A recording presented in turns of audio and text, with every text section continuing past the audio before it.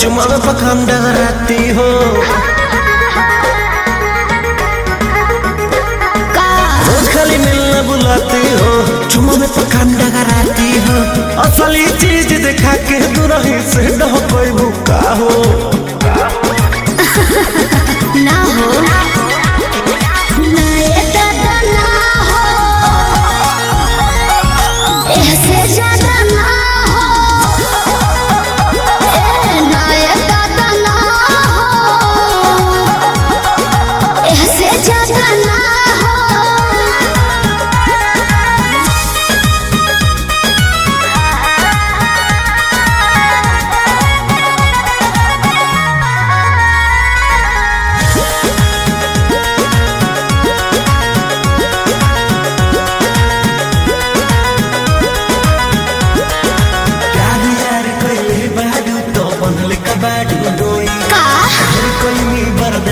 गोरी अब बर्दाश्त ना होई।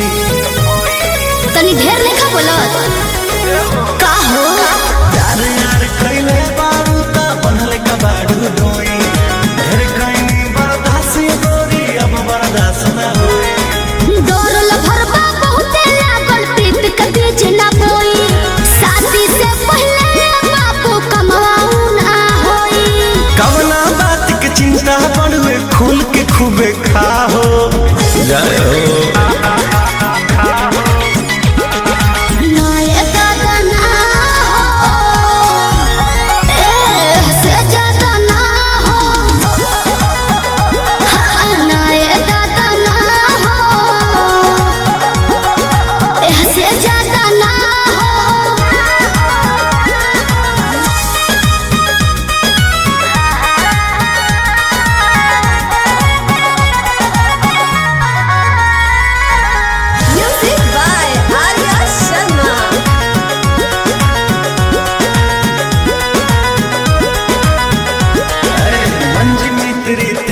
जानू अब कैसा शर्माना, लव मैरिज करके जब तुमको हमारे घर है आना।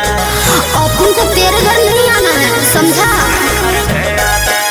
तू मेरी है हम तेरे हैं, फिर कैसा शर्माना, लव मैरिज करके जब तुमको हमारे घर है आना।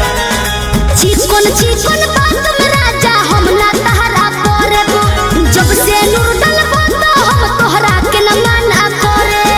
हार्ट बीट बढ़ल बा दिल के बहिया में आ जा।